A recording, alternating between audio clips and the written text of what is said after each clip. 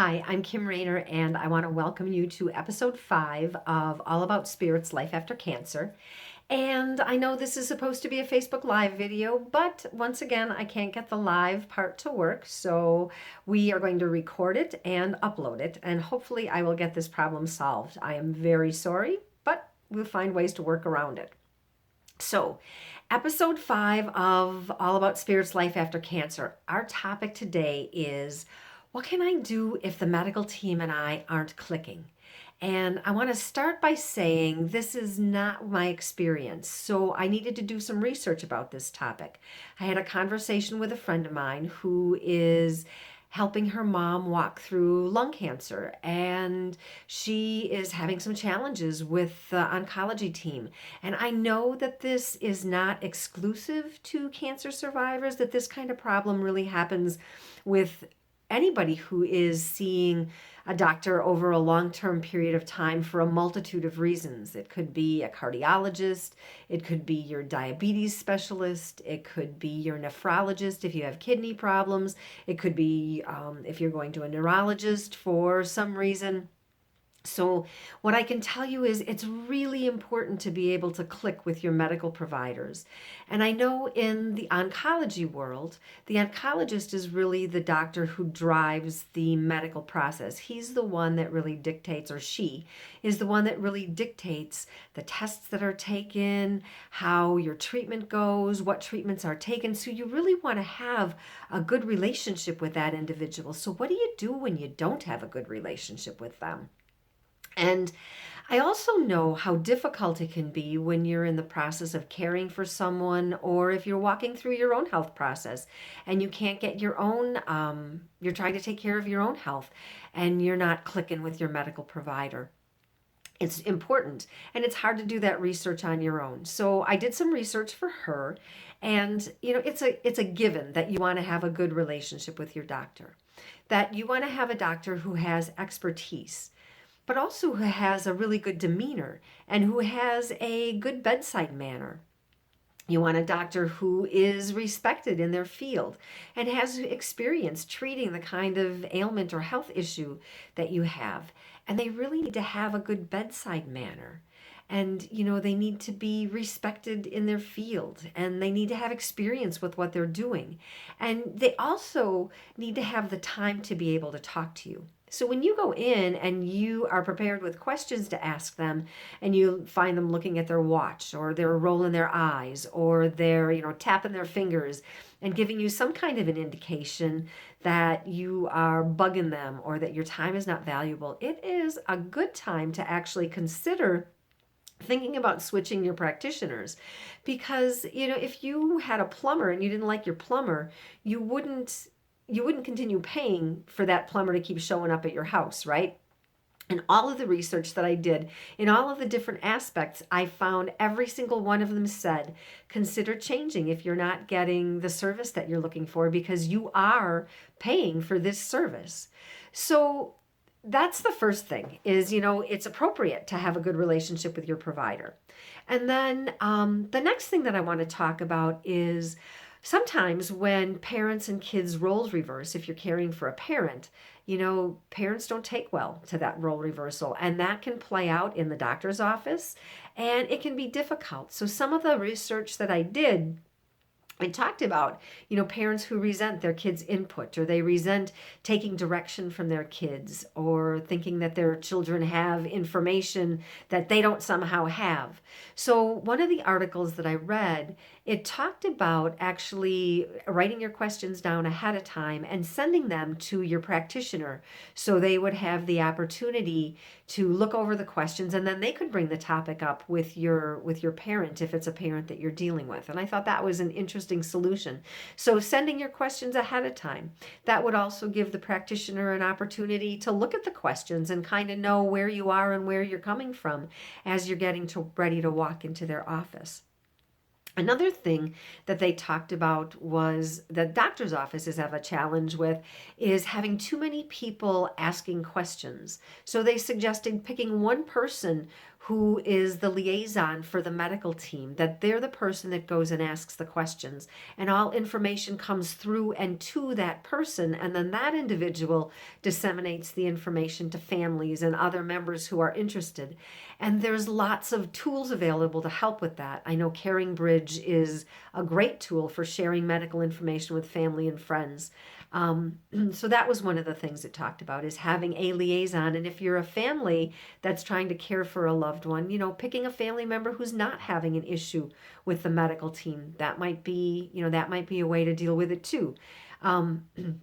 Because not everybody gets along with everybody. And then if you're really struggling, to get help, there are outside agencies that can help you with things. Most institutions, well, actually, I think all institutions have something called an ombudsman. So if you're not feeling like you're getting the care and help that you need, reaching out to the ombudsman might be help. And then one of the other things that it talked about is if you are having problems with medical providers communicating with other medical providers, that it's probably not helpful for you to assume that all doctors are talking to each other. So if you're seeing multiple practitioners or you're having care in multiple facilities, having them all associated with each other so they have access to the medical information, they have access to each person's results. So the hospital has access to the oncology or nephrology or cardiac unit or the pulmonologist, right? So everybody has access to all of the same information. And then that article too talked about, if you are not happy with the care you're getting, find somebody different. They talked about getting second opinions, and that's really the next issue that I'm going to talk about, is how do you go about, getting a second opinion? Why would I even enter doing that? Why would I entertain doing that? And who pays for those second opinions? And, some of the things that I researched that it said is you can get second opinions for confirming a diagnosis. You can get a second opinion if there is a major diagnosis and a treatment that's going to be involved, and it's a long-term type treatment, or if there's surgery involved. And actually, most medical insurance companies will pay for a second diagnosis if there is some kind of a treatment that is called for. And if you get a diagnosis from two different practitioners who don't have the same opinion, most insurance companies will pay for a third opinion, because you need to get the right kind of treatment. So, and I did do a little bit of research because I know Medicare is a big issue for a lot of people. And does Medicare pay for second opinions? And in a lot of cases, if it's non-voluntary surgery or non-voluntary procedures, they do take care of second opinions. So getting a second opinion and then switching doctors if you're able to do that is really important. And then the last option that I want to suggest is really a spiritual option. And this is something, the name of my business is called All About Spirit, and it's called that for a reason. I literally have found a thread of a spirit that runs through every aspect of my life. And when I'm dealing with somebody and I'm not getting along with them, I usually have the opportunity to look at that and go, all right, what's bugging me about them? Are these characteristics that I have within myself that, annoy me? Am I short-tempered? Do I, roll my eyes or make faces at people? Or do I get irritated when people aren't giving me the answers or information that I want, or people ask too many questions? So I get to look at myself in that way. And after I do that kind of a quick inventory of myself, then I get the opportunity to say, okay, what do I want to do with this information? And I belong to an organization where we talk a lot about prayer. We talk about asking spirit for help a lot of times. And one of the practices that we use is praying for people that annoy us or that irritate us or that make us angry or that we have resentments over. And the way that we do that is, or the way that I do that is, for 2 weeks, I literally put it on my calendar and I say, okay, I'm going to pray for this individual. I am going to ask Spirit or God or whatever you want to call it to give them everything that I'm hoping for myself. If I want health, if I want good relationships, if I want prosperity, if I want peace in my heart or peace in my mind, I ask that Spirit provide that individual with everything that I'm asking for myself. And I do that every day for 2 weeks. And then at the end of the 2 weeks, I almost always find that, I don't have a resentment toward them anymore. And I'm not so irritated with them anymore. And I'm able to deal with them better.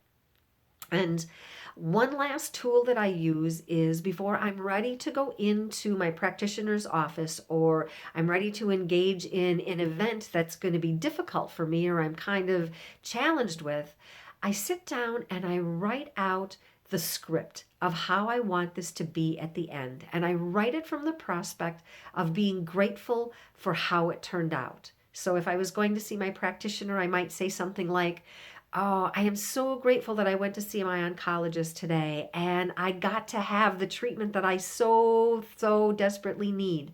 They were able to answer all of my questions and they were able to answer even questions that I didn't know I had. They were patient with me and I was patient with them and they were tolerant and kind and I was tolerant and kind and we walked out the door both feeling better than we felt when we walked in and grateful for the interaction that we had with each other." So those are some of the tools that I use when I am struggling with things in my life, not necessarily a medical practitioner, but just struggling with things. So a quick recap, when I'm not getting along, I'm not clicking with the medical team, I get to ask for a new provider. I get to have conversations with people that can be challenging. I bring in Spirit and I ask for help and guidance. I pray for the people who I resent. And then, I spend time in gratitude for how it turned out. And that paves the way for Spirit to line up and make the situation what I'd like it to be. So I hope that this information helps you. I'm sorry again for this not being a live event and having to upload it. And I really will do my very best to get this process to work. Until we have a chance to meet and our paths cross again, I hope life treats you well. Thanks for being here and make it a great week.